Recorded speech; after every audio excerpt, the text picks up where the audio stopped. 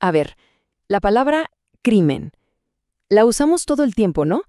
Pero nos hemos detenido a pensar qué significa realmente.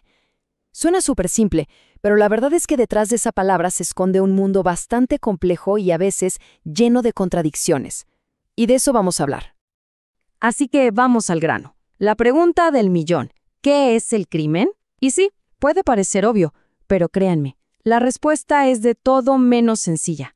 De hecho, la cosa se complica bastante rápido. Claro, si pensamos en un crimen, seguro se nos viene a la mente una escena como esta, ¿verdad? Un robo en la calle. No hay duda, eso es un crimen, cualquiera lo diría. Pero, ¿y si las cosas no fueran siempre tan en blanco y negro? La realidad legal es mucho más gris de lo que uno cree.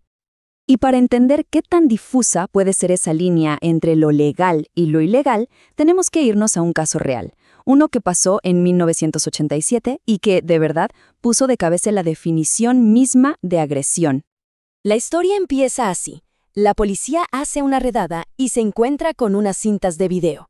Lo que ven es, es tan fuerte que piensan que acaban de dar con la escena de un asesinato. Pero había un detalle clave que no sabían. A pesar de lo extremo de las imágenes, cada una de las personas que aparecía ahí estaba participando de forma totalmente voluntaria. Y aquí es donde la cosa se pone rarísima, porque a pesar de que había consentimiento total de todos, la ley intervino. ¿El resultado? Condenaron a 16 hombres por agresión. La lógica de los tribunales fue que hay ciertos tipos de daño físico para los que legalmente uno simplemente no puede dar su permiso. Así de simple. Pero, un momento, que la cosa se enreda todavía más, porque resulta que esa misma ley que dijo, no puedes consentir a esto, sí nos deja consentir a que nos hagan daño en un montón de otras situaciones. Pensemos en una cirugía, un tatuaje o el boxeo. Ahí la gente se golpea con ganas y es perfectamente legal. Entonces, ¿cuál es la diferencia? ¿Por qué en un caso sí se puede y en el otro no? Toda esta contradicción nos obliga a frenar un poco y pensar. O sea, si un acto que causa daño a veces es un crimen y a veces no, dependiendo del contexto, entonces a lo mejor el problema no es el acto en sí, a lo mejor la palabra crimen no es tan clara como pensábamos.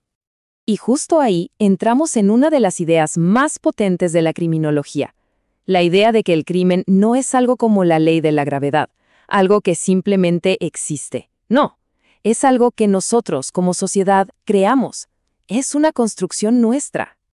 Hay un criminólogo, Niels Christie, que lo dijo perfecto.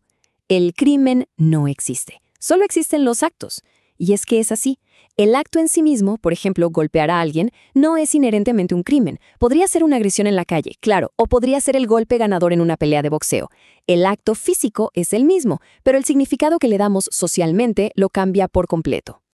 Y si uno mira para atrás en la historia, esto se ve clarísimo. Pensemos en la época de la prohibición en Estados Unidos. Vender alcohol era un crimen gravísimo. Hoy es un negocio legal. O algo más reciente, fumar en un bar en Inglaterra.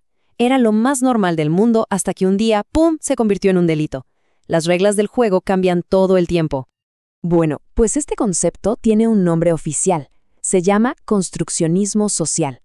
Y la idea es básicamente esa, que el crimen no es una cosa real y tangible, sino más bien una etiqueta. Una etiqueta que, como sociedad, decidimos ponerle a ciertas conductas en ciertos momentos. Y tener el poder de poner esa etiqueta, es un poder enorme. Ok, entonces, si el crimen es básicamente una etiqueta que va y viene, ¿cómo se puede estudiar algo así? Bueno, pues de eso se encarga precisamente la criminología. La criminología aborda este rompecabezas de una forma muy ordenada, como en 3 grandes pasos. Primero, se pregunta, ¿por qué hacemos estas leyes? O sea, ¿por qué decidimos que esto es un crimen y aquello no? Segundo, ¿por qué la gente rompe esas leyes? Y tercero, y súper importante, ¿cómo reacciona la sociedad? Es todo un ciclo. Y ojo, entender todo este proceso no es solo un ejercicio académico, para nada. Nos lleva a la pregunta más importante de todas, una que nos afecta directamente en nuestro día a día. El tema es este. Si nos enfocamos únicamente en lo que la ley llama crimen, podemos estar cayendo en una especie de trampa. una distracción que nos hace ignorar otros comportamientos que, aunque no tengan la etiqueta de criminal, pueden causar un daño social muchísimo mayor. Pensemos en un ejemplo súper claro. Un robo pequeño en una tienda. Eso es un crimen y se persigue como tal. Ahora, pensemos en un fraude fiscal de una gran corporación, uno que le cuesta a la sociedad millones. A menudo, el primer caso recibe todo el peso de la ley, mientras que el segundo, bueno, se trata de una manera muy distinta. La verdadera pregunta aquí es, ¿qué daños decidimos que merecen la etiqueta de crimen y cuáles se nos pasan por alto? Y esto nos deja con la pregunta final, la que lo engloba todo. Si el crimen es, en el fondo, una etiqueta, ¿quién tiene el poder para decidir qué se etiqueta y, quizá más importante, qué no?